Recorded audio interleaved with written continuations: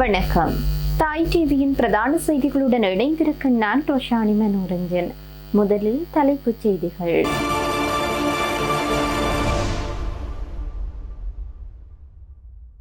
விஜய் ஆட்சிக்கு பின் அதிகரித்து இந்திய கடற்றொழிலாளர்களின் அத்துமீறல், சுட்டு வீழ்த்த கோரிக்கை.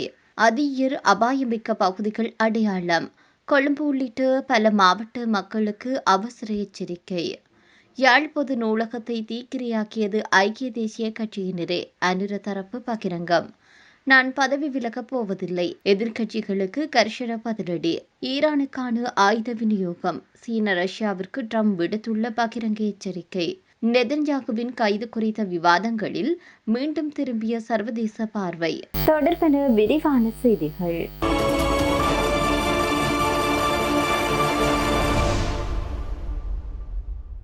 எமது கடற்பரப்பிற்குள் அத்துமீறி நுழைந்து கடற்றொழிலில் ஈடுபடும் இந்திய கடற்றொழில் படகுகள் மீது துப்பாக்கி பிரயோகம் மேற்கொண்டாவது கட்டுப்படுத்துங்கள் என யாழ் மாவட்ட கடற்றொழில் கூட்டுறவு சங்கத்தினுடைய சம்மேளனம் கடற்படையிடம் வேண்டுகோள் விடுத்திருக்கிறது. யாழ் மாவட்ட கூட்டுறவு சங்கத்தில் இடம்பெற்ற ஊடகவியலாளர் சந்திப்பின் போது இவ்வாறான கோரிக்கை விடுக்கப்பட்டிருக்கிறது.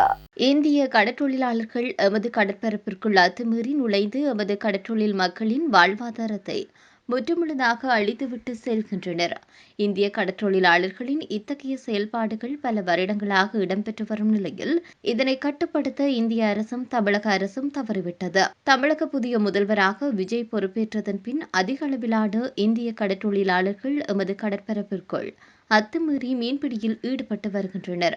அண்மையில் தீவக கடற்பகுதிக்குள் அத்துமீறி நுழைந்து மீன்பிடியில் ஈடுபட்ட இந்திய சட்டவிரோத கடற்றொழிலாளர்கள் எமது கடற்றொழிலாளர்களின் கடலில் வீசியிருந்த பல கோடி பெறுமதியிலான வலைகளை அறுத்தும் நாசம் செய்தனர்.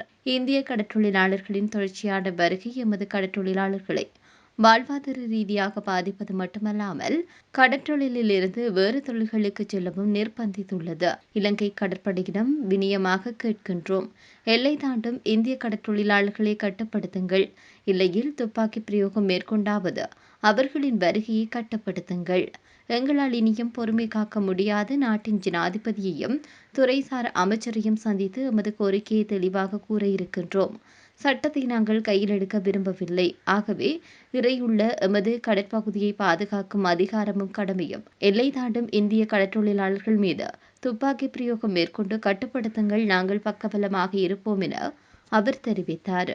நாட்டில் டெங்கு காய்ச்சல் அடையாளம் காணப்பட்ட டெங்கு நோயாளர்களின் எண்ணிக்கை என்பது 80,000-ஐ கடந்துள்ளதாக தேசிய டெங்கு கட்டுப்பாட்டு பிரிவு எச்சரிக்கை விடுத்திருக்கிறது. நாடளாவிய ரீதியில் ஜனவரி 1 முதல் வியாழக்கிழமை வரையிலான காலப்பகுதியில் மாத்திரம் சுமார் 80,114 டெங்கு நோயாளர்கள் அடையாளம் காணப்பட்டுள்ளனர்.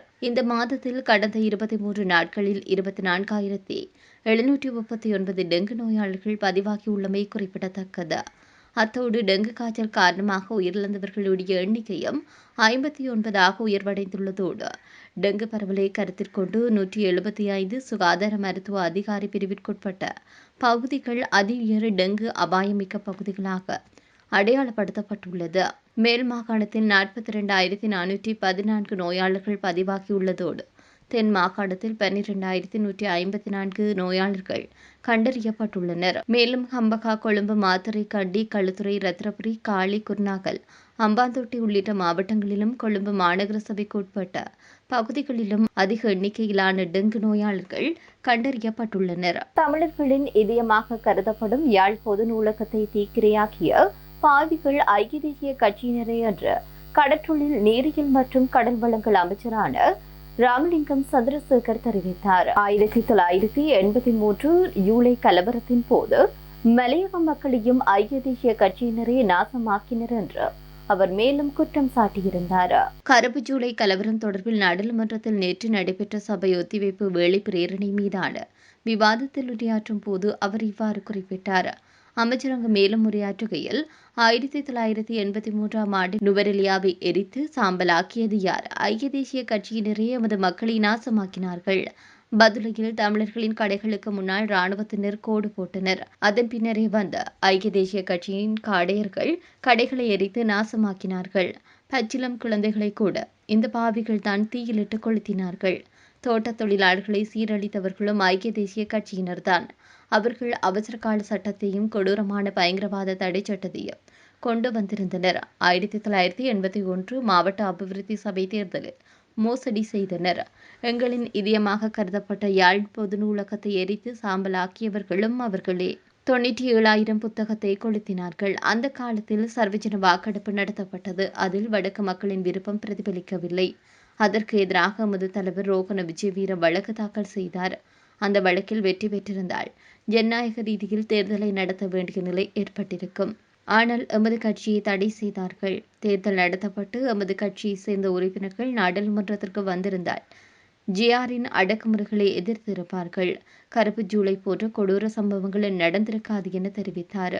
ஊழல் குற்றச்சாட்டுகளிலும் பிணையில் உள்ளவர்களுமே பதவி விலகுமாறு நாட்டு மக்கள் கோரி வருகின்றனர் என்று கூறி வருவதாக நீதி அமைச்சரான ஹர்ஷன நாணயக்கார தெரிவித்தார். நீதி அமைச்சர் ஹர்ஷன நாணயக்கார மீது எதிர்க்கட்சிகள் கொண்டு வந்திருக்கக்கூடிய நம்பிக்கையில்லா பிரேரணை மீதான விவாதத்தில் இந்த விடயத்தை அவர் தெரிவித்தார். அவரை பதவி விலகுமாறு முன்வைக்கப்பட்ட கோரிக்கைகளுக்கு பதிலளிக்கும் போது இதனை அவர் தெரிவித்தார். மேலும் அவர் அங்கு தெரிவித்ததாவது: தன்னை பதவி விலகுமாறு நாட்டு மக்கள் குறிப்பிடவில்லை. ஊழல்வாதிகளும் பிணையில் உள்ளவர்களுமே நான் பதவி விலக வேண்டும் என கூறுகின்றனர். நான் பதவி விலகப் போவதில்லை. அதற்கான எந்தவொரு அவசியமும் கிடையாது. நீதித்துறை மற்றும் தேசிய ஒருமைப்பாடு தொடர்பான பொறுப்புகளை தொடர்ந்து முன்னெடுத்து வருகின்றேன். அரசாங்கத்தின் மக்கள் ஆணைக்கு அமைவாகவே தனது கடமைகளை நிறைவேற்றுகின்றேன். அமைச்சரின் இந்த கருத்து அவரை பதவி விலகுமாறு முன்வைக்கப்பட்டுள்ள கோரிக்கைகளுக்கு பதிலளிக்கும் வகையில் வெளியிடப்பட்டுள்ளமை குறிப்பிடத்தக்கது. சீனா மற்றும் ரஷ்யா ஆகிய நாடுகள் ஈரானுக்கு ஆயுதங்களை வழங்கவில்லை என்றும் இரு நாடுகளின் தலைவர்களும் தமக்கு இது குறித்து அறிவித்திருப்பதாகவும் அமெரிக்க ஜனாதிபதி டொனால்ட் ட்ரம்ப் தெரிவித்தார். தன்னுடைய உத்தியோகபூர்வ ட்ரூத் சோஷியல் தளத்தில் இது குறித்து அவர் பதிவு செய்திருக்கின்றார். பெய்ஜிங்கில் நடைபெற்ற எங்களது சமீபத்திய சந்திப்பின் போது எந்த காரணமும் கொண்டும் ஈரானிய இஸ்லாமிய குடியரசுக்கு ஆயுதங்களை வழங்கவோ அல்லது விற்பனை செய்யவோ மாட்டேன் என ஜனாதிபதி ஷி ஜின்பிங் என்னிடம் உறுதியளித்திருந்தார். எங்களது உறவை கருத்தில் கொண்டு அவருடைய வார்த்தையை நான் நம்புகின்றேன். அதை தவிர நானும் அவருக்கு பெரிய உதவிகளை செய்து வருகின்றேன் என தெரிவித்தார்.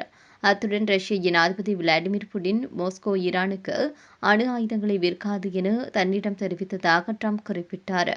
இதன் மூலம் ஈரானுடன் தொடர்படுத்தி பேசப்படும் இரு முக்கிய உலக நாடுகளும் போரில் பங்கேற்கவில்லை என்றும் ஒருவேளை அவர்கள் அப்படி செய்தால் அது அவர்களுக்கு மிகவும் மோசமான விளைவுகளை ஏற்படுத்தும் என்று அவர் எச்சரித்துள்ளமை குறிப்பிடத்தக்கது.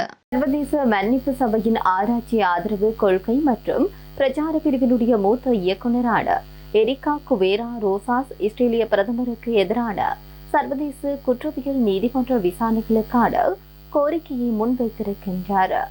இஸ்ரேல் பாலஸ்தீனத்திற்கு எதிராக மேற்கொண்டு வரும் யுத்த குற்றங்களை மேற்கோள் காட்டி இந்த அழைப்பை அவர் விடுத்திருக்கின்றார். ஷோக்ரான் மம்தானி நெதன்யாகுவை கைது செய்து காவலில் வைக்க அழைப்பு விடுத்திருந்தார்.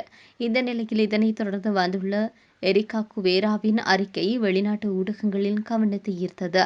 2024ஆம் ஆண்டு காசா மீது இஸ்ரேல் நடத்திய போரின் போது போர்க்குற்றங்களை செய்ததாக நெதன்யாகு மீது குற்றம் சாட்டி சர்வதேச குற்றவியல் நீதிமன்றம் அவருக்கு எதிராக கைது ஆணை பிறப்பித்திருந்தது. இத்துடன் தாய் டிவியின் பிரதான செய்திகள் நிறைவடைகின்றன. நன்றி.